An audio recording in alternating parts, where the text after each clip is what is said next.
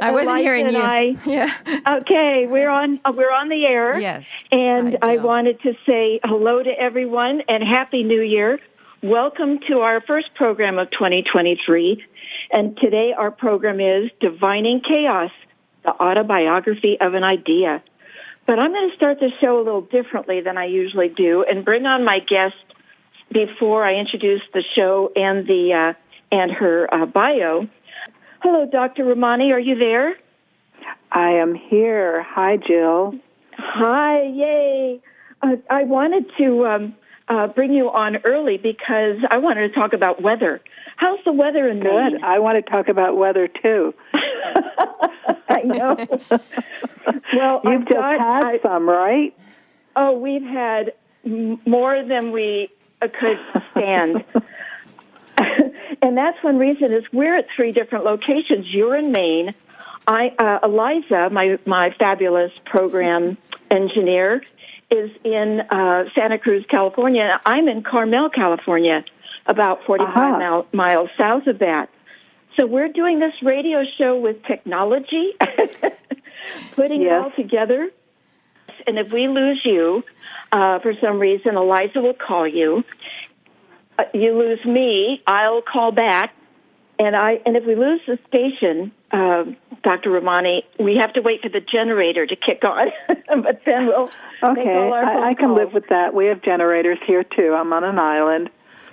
You know, this is live radio, and anything can happen, but I'm hoping for the best. And also, what we're experiencing in California is the climate crisis in action, and I tell people it's here, it's real, and it's only going to get worse.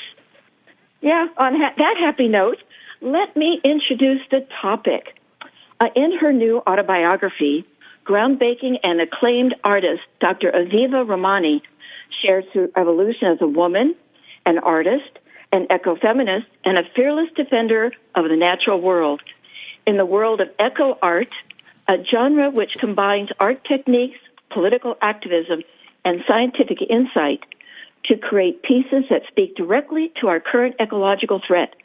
Dr. Rahmani's cutting-edge work grapples with the political, social, and cultural realities of the day.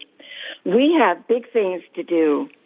Dr. Aviva Rahmani is a pioneering ecological artist. She is an affiliate of the Institute of Arctic and Alpine Research at the University of Colorado at Boulder. And Dr. Rahmani earned her PhD from the University of Plymouth in the United Kingdom. And on a more local note, Dr. Rahmani received her BFA and MFA at the California Institute of the Arts. So, Dr. Rahmani, let me formally welcome you to Be Bold America. Thank you so much, Jill. Thank you so much for that lovely introduction. So you're experiencing weather, huh? You and the rest of the world. Yes. Did you even hear, 3-5 years ago, the phrase atmospheric river? I mean... I hadn't heard that before, and I think it's absolutely fascinating. Well, what it is that they need another term because you just can't call it rain anymore or a storm. It's even greater than that. But to start the program, maybe a place to start is for you to tell us what happened in 1962 that started you on divining a path out of chaos. And what is divining chaos? And also, in there, maybe define eco-art as well. So what is divining chaos? Well, we live in chaotic times, and most people associate chaos with the idea of a great deal of confusion, and we are confused. But chaos is also a term from physics and complexity theory, and it basically is the idea that things are in transition, which is exactly what we're experiencing. As humans, and most of us don't do physics routinely, we don't understand how the system is changing except that we're experiencing the impacts, such as you just described, the droughts, the fires, the winters without snow here in the Northeast, and the summers that are unbearable. So when I did my first ecological work, which really began seriously, although I had been working on these issues from the very beginning of my career, when I started to work on habitat restoration and conservation, I began to look at what were the factors that actually cause that experience of chaos and change. And when I went ahead and did my dissertation, I began to break it down and compare what I had observed as an artist and as an ecological artist. And I define an ecological artist or an eco-artist as someone who looks to design practical solutions that are aesthetic concepts that will change systems.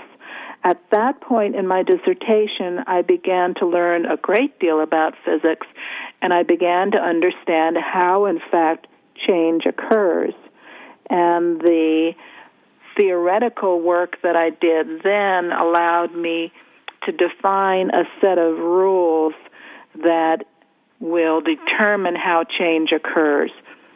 So divining chaos is a reference to how an artist works when we work with change and aspiration, and when we are in the process of redefining and understanding systems, which is that art, as we all know, is an extremely intuitive process. We may be very technologically skilled in our various disciplines, but once we master the basics, our decisions are intuitive. And the intuition that we all have is very much about a spiritual process. So divining refers to the spiritual, intuitive, aesthetic parts of our human nature that can observe and can affect change. So, divining chaos means that there's a way through to experience the transition we're all going through that engages art as much as science in the process of adaptation and, to some extent, amelioration of the changes humans have brought to the earth. Well, in the subtitle of your book, Autobiography of an Idea, what is that idea? Correct. I was very conscious in the words that I chose, and autobiography is usually applied to a personal memoir that is about, well, this happened to me, and I responded, and then I made this decision, and so on and so forth. And it's not associated with what I associate it with, which is all the layers of experience that go into the evolution of an idea. And as a feminist, what I've been aware of for most of my life is that it's our very personal experiences that can be the biggest part of how we come to an analytic conclusion. So when I said the autobiography of an idea as my subtitle, or I chose it, my thinking was that when an idea evolves for any of us, it is as much about our personal evolution as it is about putting together this piece of research and that piece of research.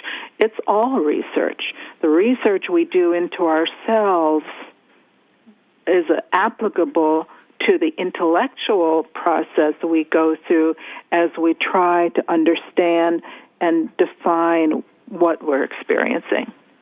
And it's in that understanding of our own experience that we can divine our way out of the most traumatic parts of chaotic transition into something that might be a bit more hopeful and orderly.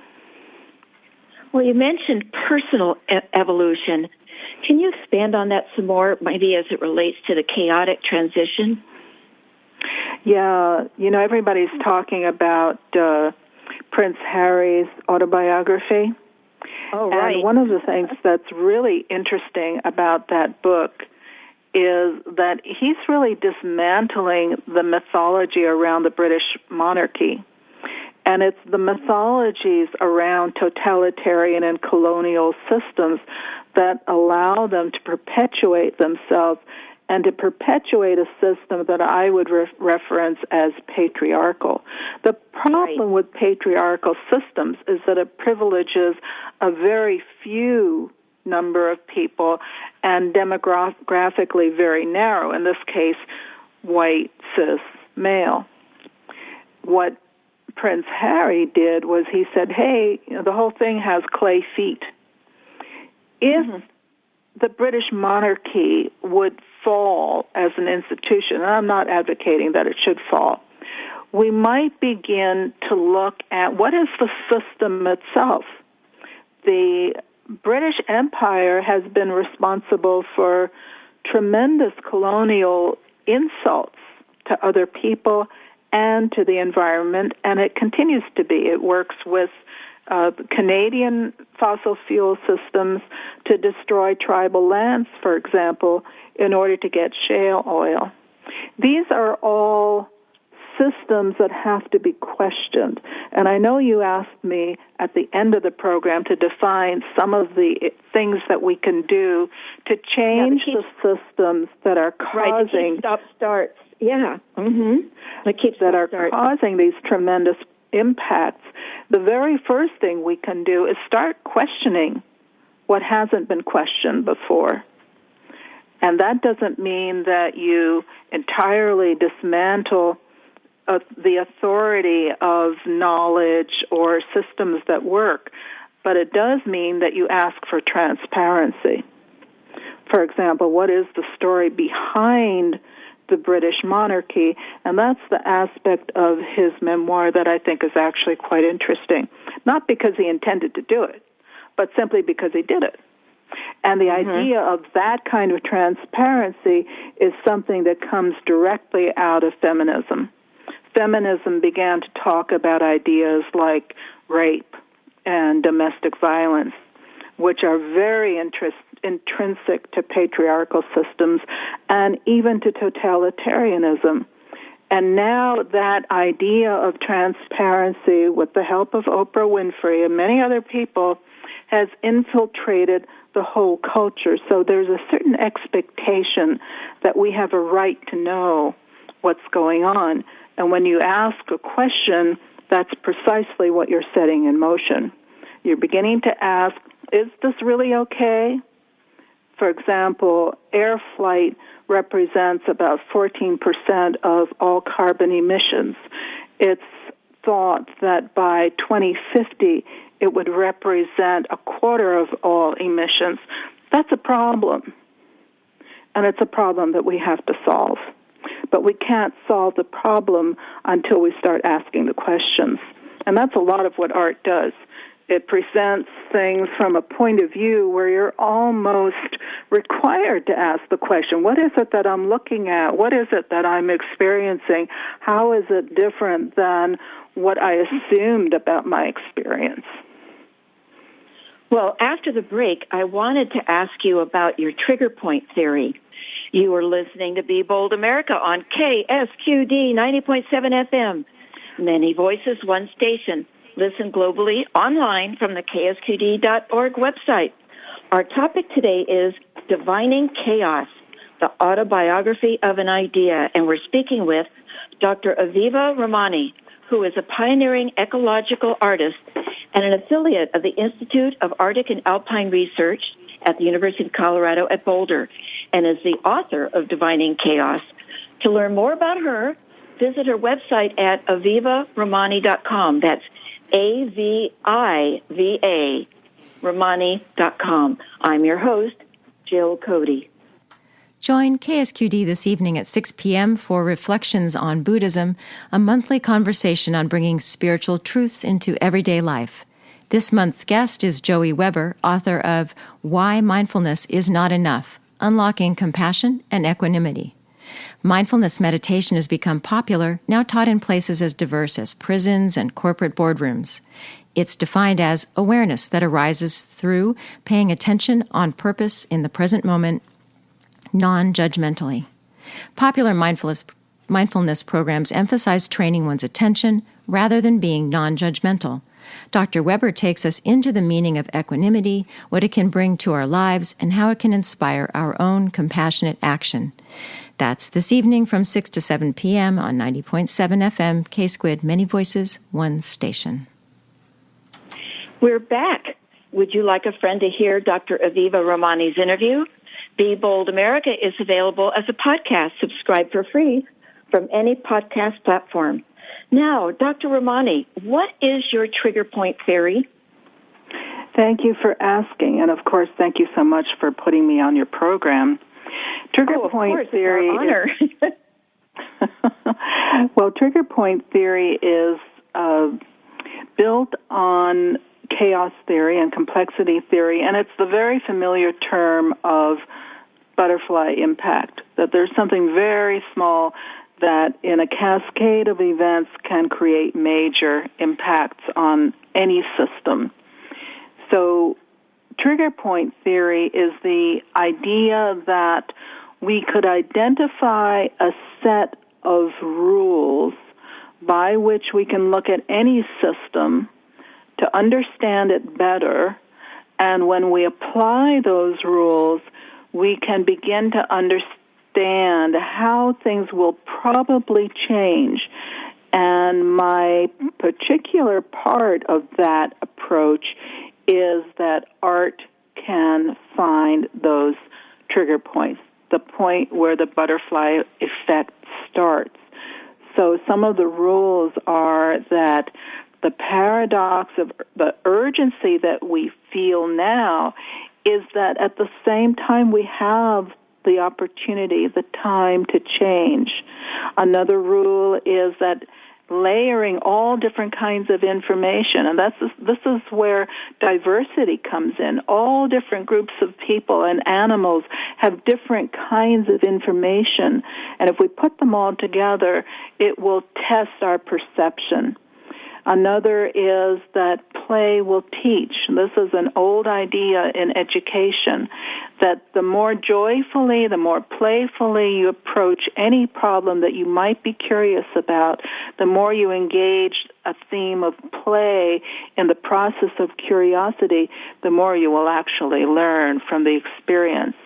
Another is that there will be critical disruptions in sensitive initial conditions. So if you're going to apply this theory, what you look for are the sensitive initial conditions. And I would propose that we're actually at a point of extremely sensitive initial conditions, and this is the point where we need to look at the critical disruption that would start the butterfly effect in motion. Another rule is that metaphors are idea models, and they are all around us. And finally, the most important rule of all is that in any chaotic system, there will always be a small point of entry. What art does with these rules, or how I've applied art with these rules, is that art can observe in very complicated ways.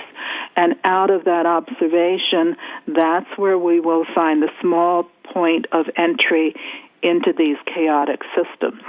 So, for example, in the project The Blue Trees Symphony, I looked at the point of intersection between copyright law and eminent domain law to challenge the idea that fossil fuel corporations could take private land with impunity to destroy the habitat, specifically forested systems, in order to install natural gas pipelines for their profit by selling the gas that's extracted very often from indigenous lands to global entities without the effective input of local communities.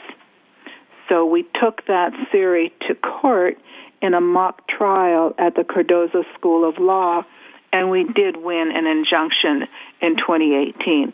It has yet to be applied, but it's a piece of new information in terms of referring back to this idea of layering data that could be applied down the line in other situations, eventually to find accountability for the kind of ecocide we're seeing across the planet.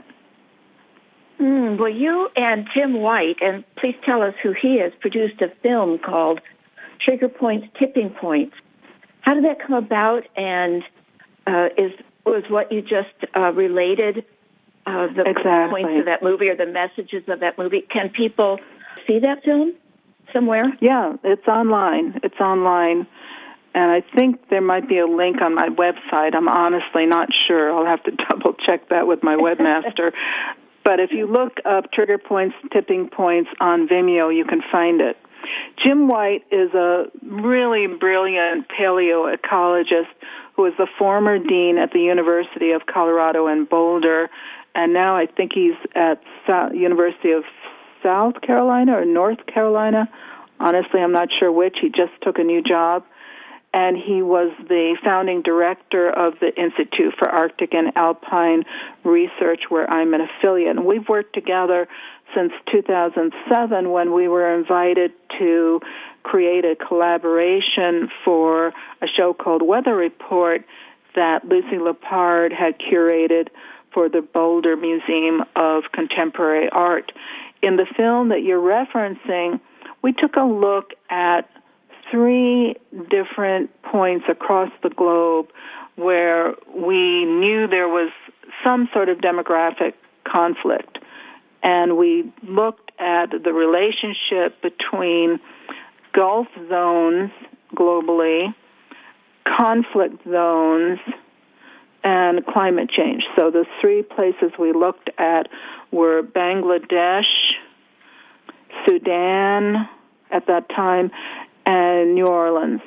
This was before Katrina. And what some researchers have looked at, and in fact the U.S. Army has been looking at for a while, is how often climate change will parallel severe climate change impacts. So we analyzed the dynamics of each of those 3 places and what would be the down-the-line implications. So, for example, with Bangladesh, and recently that whole region has experienced horrible flooding, what we saw was that, applying trigger point theory, that there would have to be hundreds of millions of immigrant refugees coming from that region of the planet because there simply was no way to survive anymore there. And we're seeing that across the globe. People are fleeing climate disaster, and the people who are fleeing are not the people who created the problem. The people who created the problem are buying estates in New Zealand. The people who are being impacted are marginal people across the planet who can no longer, for example, live in coastal zones because they're being inundated, whose lands are experiencing incredible droughts. And this fosters demographic conflict as well. For example, the kinds of crises we saw in the Middle East. You have also, being an eco-artist, you had in the book a definition of art. And you've also said that art has been having a long-standing argument whether art can create change or not. Can you talk about that definition and how art can create change? Yeah, let me go back for a second and say that I think the concept, which is very prevalent, which is, art can't change anything, it's just pretty, that in itself is just not true. We all know that art has impacted us, but it's inconvenient to the powers that be to allow art to have that impact. So the best way you can disempower any group is to say, you don't have any power. The only power you have is some sort of mental, spiritual, pleasant experience that you feel good about. But it's divorced from real life. but we know that art can have enormous impacts on people. So to some extent, it's just a question of belief systems. If artists believe they can have impact, if the public admits that we're having an impact, then all of a sudden something begins to shift.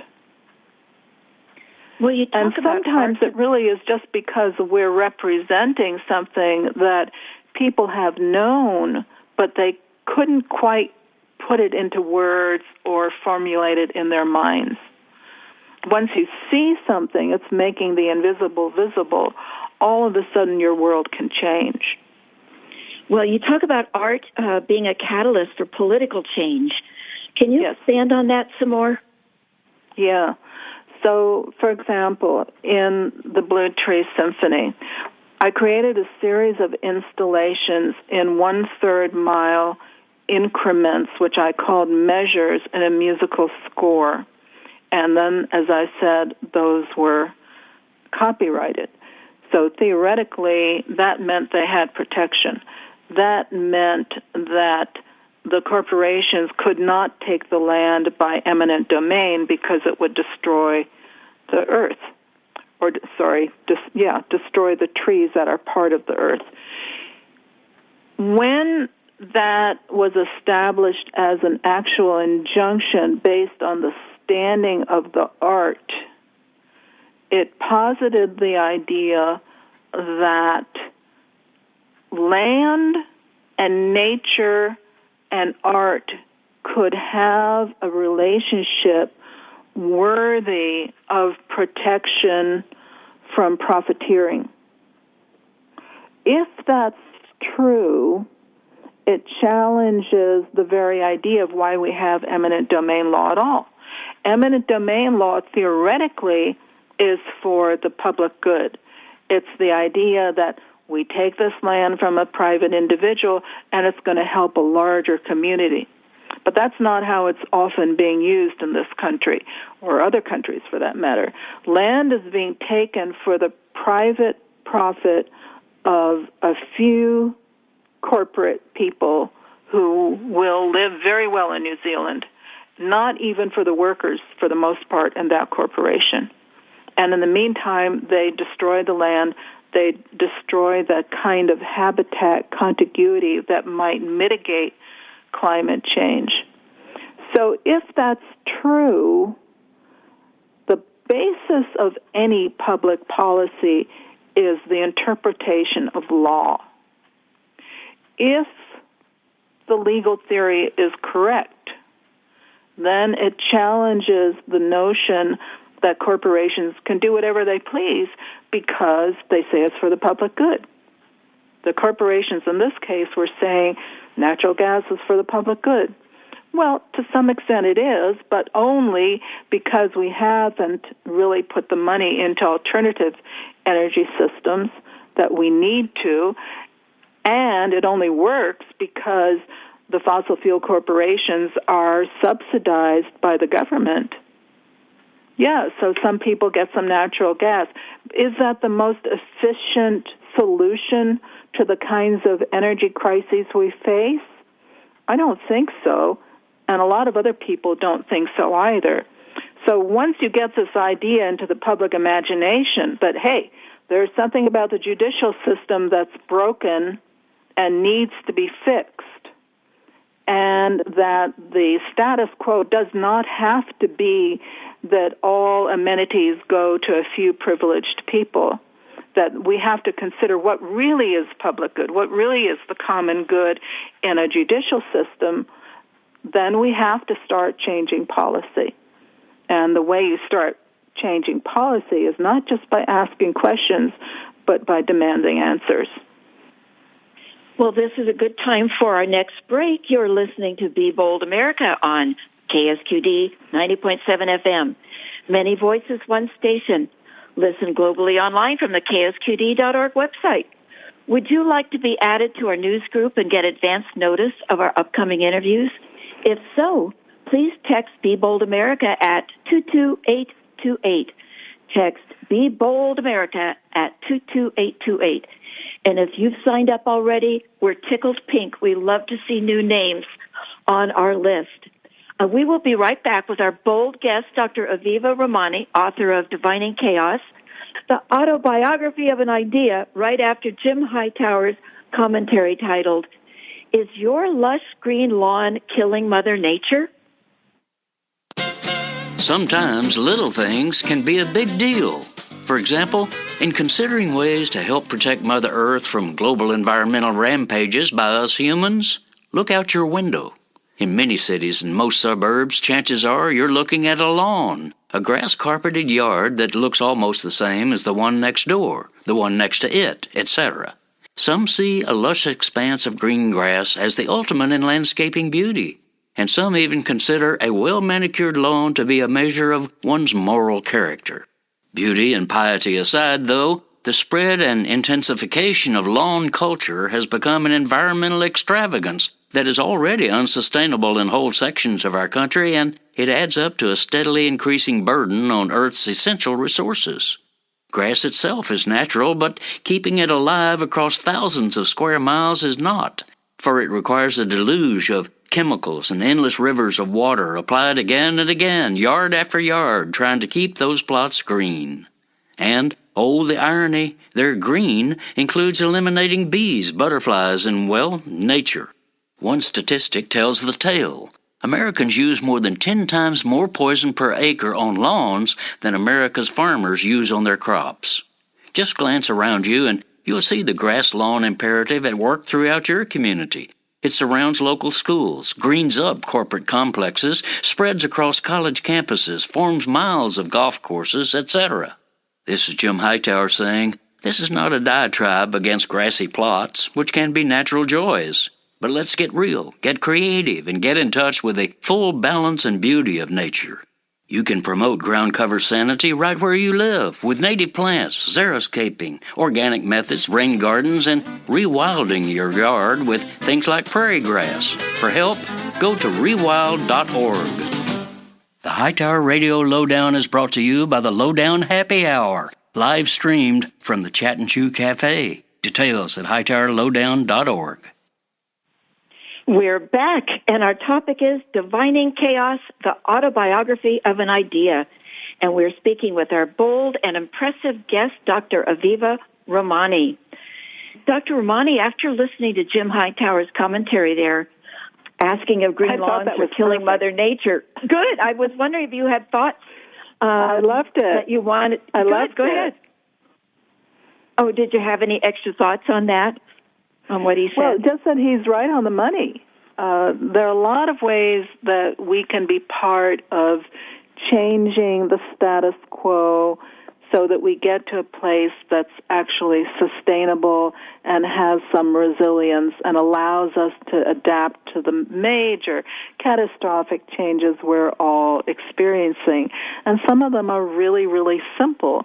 Like instead of having a Kentucky bluegrass lawn, just have indigenous plants. They're gorgeous. You can have a wildflower meadow of wildflowers that are particular to your region that would be the envy of all your friends. You can create what's called a xeriscape garden that doesn't require water, but is still very, very beautiful.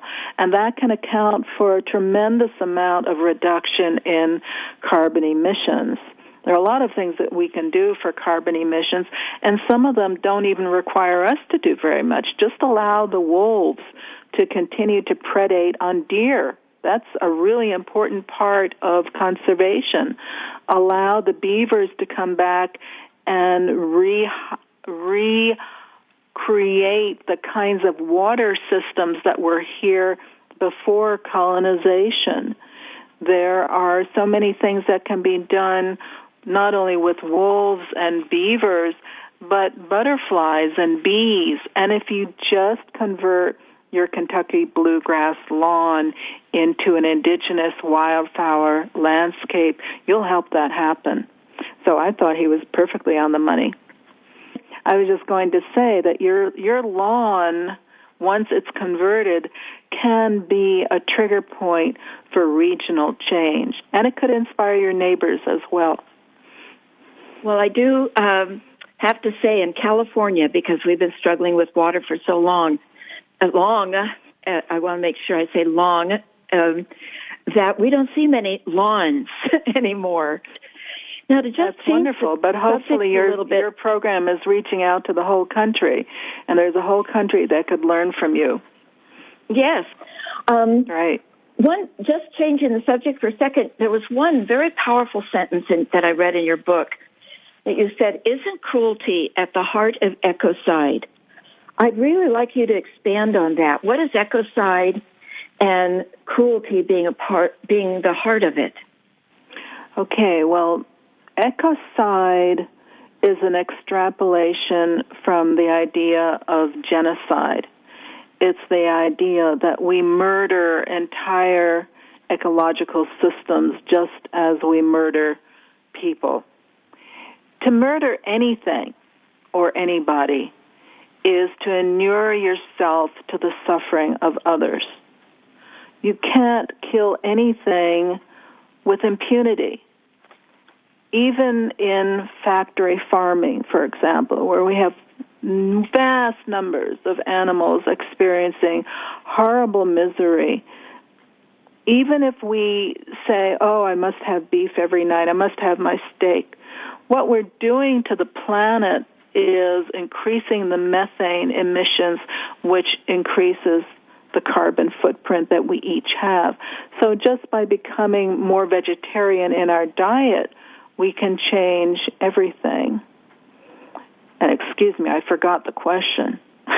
Well, that's quite all right. I'm here with my written questions right in front of me. Let's go back to cruelty. Yes, go back to cruelty. Isn't cruelty at the heart of ecocide? Yes. Yeah, it is. Just think about it for a second. What does it mean to destroy whole species?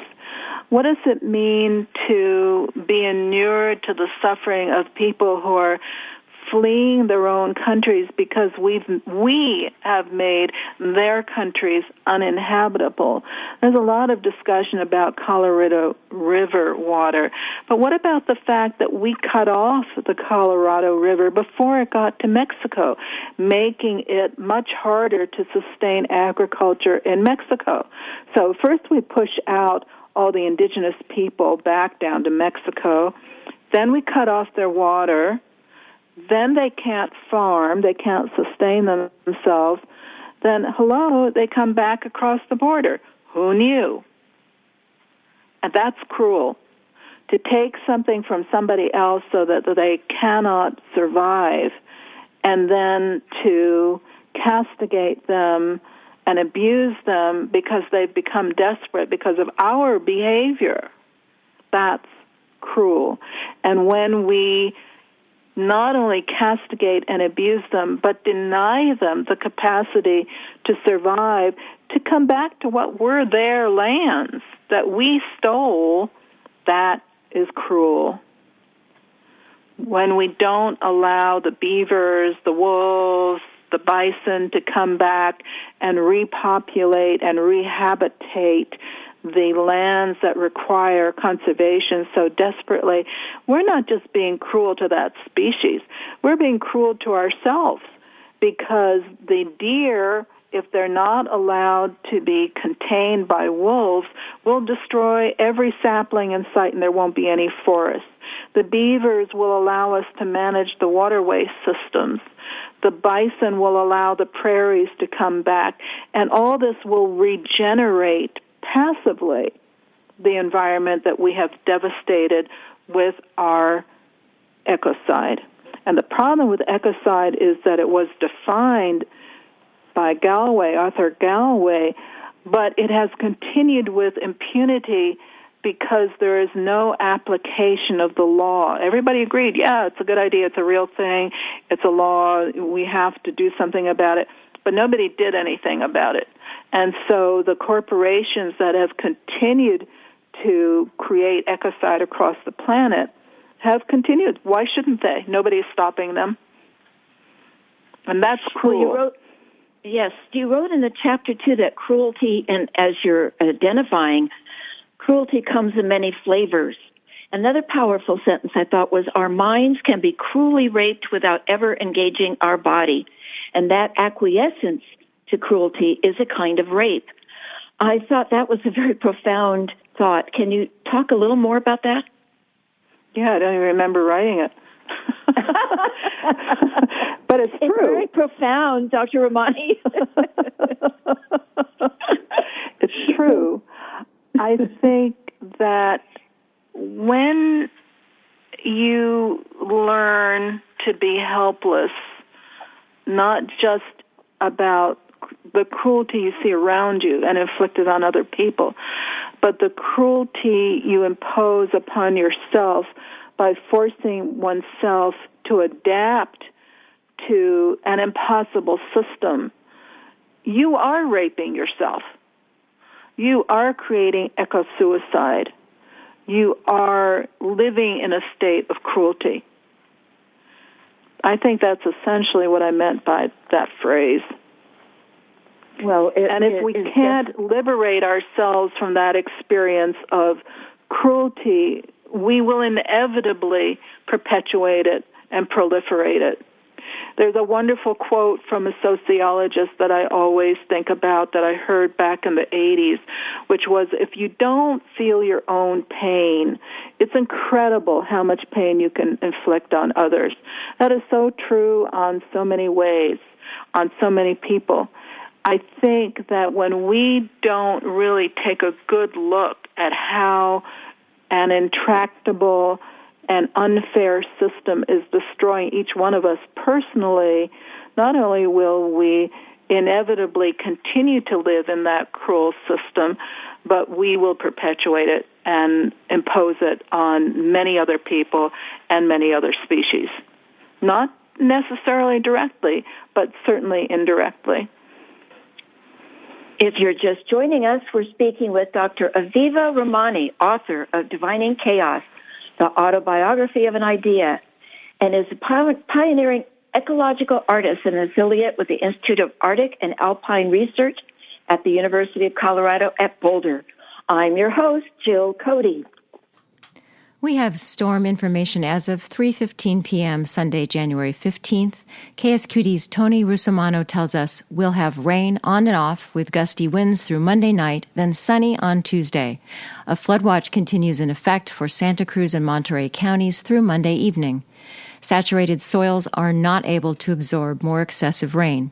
There's also an advisory for coastal flooding and beach hazards, including storm debris and dangerous surf through Monday morning. The only mandatory evacuation orders in effect as of Sunday afternoon are along Riverside Road in Watsonville and Whitehorse Road in the far northern end of the county. Evacuation centers are open at the county fairgrounds in Watsonville and at Cabrillo College in Aptos. Both areas allow pets and have RV parking. Santa Cruz Metro's Paracruz service is offering free transportation for evacuation zone residents. Passengers can bring a carry-on of necessary items. Service dogs are welcome. For pickup, call Paracruz at 831-425-4664 or dial 711 for hearing and speech-impaired services. PG&E says more than 2,000 customers have no power in Santa Cruz County, but power has been restored to all but 200 customers in Monterey County. Major road closures include Highway 9 from Ben Lomond to Coon Heights Road. Traffic is being detoured onto Glen Arbor Road. San Juan Road and Salinas Road is closed in and out of Salinas. Highway 92 is closed between the Half Moon Bay Nursery and Highway 35 in San Mateo County. For more details and links to current conditions, go to ksqd.org and click on the Storm Information page. Thank you, Eliza, for that update. And back to our bold guest, Dr. Aviva Rahmani. And Dr. Rahmani, my next question or topic follows exactly what we're dealing with in California. You wrote that in our age of climate change, unless we intervene in the fragmentation, nothing will be left to mediate the disaster of maximum warming. Can you expand more on that? Yes. One of the most devastating things we've done to the planet is fragment its habitat systems. So when a new development goes in, when a new road goes in, it will break up the local habitat. And the Gaia theory was the idea that was proposed in the 80s that the whole, or earlier, that the whole Earth is one living system that's interdependent. So it's not just that you have a river here and a forest there.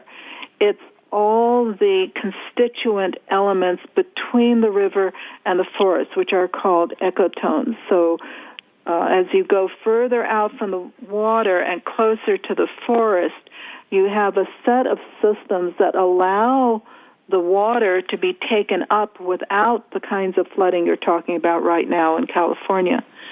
What happens is that people have created these developments in the midst of this habitat, for example, along a river or along a coast, that completely ignores that need for contiguity. Now, to some extent, that can be mitigated by individual landowners. When you plant indigenous species, for example, and ideally, if you take a good look at the relationship between habitat zones to understand what should be planted closer to the river and what should be planted closer to the forest, you begin to help that system repair itself. But when we encroach on new, relatively virgin land, we destroy the possibility of keeping the whole system together. Well, and before we get into our Keep, Stop, Starts, you wrote at the end of the book, you write that you saw a different kind of violence to resist from 2020 than you saw in the 1960s. But the lessons from power are the same. Succumb to despair, resistance is futile, power confers impunity. How do you see all of that playing out today? Well, we're definitely seeing the rise of totalitarian authorities, and in our political system and even in our local systems. And what's most troubling about that is the alliance between these totalitarian systems and fossil fuel hegemonies that protect the corporations that are committing the ecocide, and the extent to which people in power are tapping into the legitimate grievances that some people have, and the extent to which those grievances are being fanned into actual violence makes it really difficult to address the kinds of things that we've been talking about today. How can you talk to people about thinking through how an ecological system works, which is fairly complicated, if all they can think of is how angry they are at their neighbor? The divisiveness that we're experiencing in politics today and the legitimate fears that people have, for example, nobody knows how to deal with immigration because Congress won't do anything about it. That's realistic, except to say no, which doesn't really solve anything. As long as people are engaged in those kinds of battles, they can't really pay attention to the much larger battle of how are we going to survive. And survival is not going to be solved with a gun. And many people have been given this idea if they just have AK, whatever it is, 47, that they can exterminate whatever it is that they fear. But actually what they should be fearing is the system that is rendering people helpless. We have a serious problem. There are serious solutions. As long as you distract people by banning books in libraries or banning abortion, for that matter, nobody's going to deal with the real critical issues. And some of the critical issues are, what is the relationship between the population explosion that we've seen across the nation? And I don't mean in third world countries. Every child who's born in this country consumes an enormous amount of energy. And these are privileged people who are creating a population problem that directly feeds into not only the energy problem, but the capacity of our resources to find solutions and actually implement solutions. When you have too much of any species in any contained system, and the Earth is a contained system, there will be conflict, no matter what species it is. They will start eating each other. They'll jump off cliffs. They'll act insanely. And I think that's a lot of what we're seeing right now. People are so busy being stoked into behaving in insane manners that nobody or very few people are able to do anything about the real problems that threaten the human species, and as many people are beginning to fear, civilization itself. Right. And paralysis, feeling paralyzed and not having the ability to, as they say, what can I do? How I can make a change. And that's one reason why I like to close this program with keep, stop, start. So what can we keep doing, stop doing, and start doing as what we've discussed today, Dr. Rahmani? There's a lot we can do. I have a much longer list than I think you have time for. In our 2 minutes, we've got a couple minutes. So the first thing you can do is support real news media that can give people actual information, not just opinions. You can consider becoming more vegetarian in your diet. You can consider stopping eating beef, for example. You can reduce the use of flying and cars for transportation. You can contact your representatives and say that you really want them to address the environmental issues. Yes, we're taught that we are helpless. We are not helpless. Yes, we are in a situation that is desperately urgent. That doesn't mean that we can't do things. You can be involved in restoration, in conservation of environment. You can stop using plastics. And most important, reduce your use of anything that creates methane. And there are a number of websites that you can go to and just type in how to mitigate or how to stop climate change, and you'll find an infinity of resources. And be kind. Be kind. And be kind, yes. And empathy. You know, it's interesting. Our program's name is Be Bold America, and you talk about empathy. And many people say empathy is a weakness. But to me, I think empathy requires boldness. I mean, empathy requires a willingness to be vulnerable to someone else's feelings. It seems a little strange to say to be vulnerable requires boldness, but I think it does. And I think that's where kindness comes from, too, is when you have empathy, right? Absolutely. Absolutely. It takes courage to be transparent and honest. It takes courage to be kind. It takes courage to feel for somebody else who is in pain. That's hard, and it's absolutely necessary.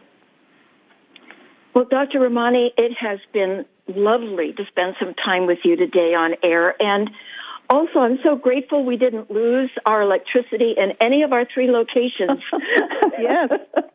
Yes. We've got a couple minutes to Aren't keep we our lucky? fingers crossed. But we are lucky, but we have a couple more minutes here, and I want to thank you so much for being our bold and impressive guest today. Remember to pick up Dr. Rahmani's brilliant book, Divining Chaos, the Autobiography of an Idea, and also learn more about her at avivarahmani.com. That's AvivaRahmani.com.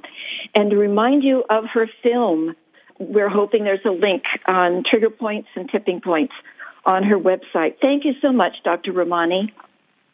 Thank you so much, Jill. It's been a great pleasure and an honor to be here with you. Our pleasure, too. What's next on Be Bold America? Well, join us on Sunday, January 29th, when we will be talking about how inequality kills us all. Dr. Berserka is a physician and public health expert. He argues that economic inequality has made Americans some of the unhealthiest people in the industrialized world. We are awash in health advice and even own high-tech gadgets that allow us to manage our well-being more than ever. Yet Americans still rank among the lowest on virtually all health measures when compared with other rich countries, and quite a few poorer ones, too. Worse, on average, we die sooner than our global counterparts, and while we're alive, enjoying fewer years of good health. Why? Find out by listening to Be Bold America on Sunday, January 29th at 5 p.m. to hear Inequality Kills Us All. Remember, Be Bold America is available as a podcast. Now you may listen to the show anytime for free by subscribing through your favorite podcast platform, such as Apple, Google, and Spotify. I want to give a special thank you to Be Bold America's program engineer, Eliza James, and our station's program director, Howard Feldstein. You're listening to KSQD Santa Cruz, Many Voices, One Station. Listen worldwide online at ksqd.org. Stay tuned for Reflections on Buddhism. My name is Jill Cody, and thank you for listening to Be Bold America. Until next time, keep, stop, start.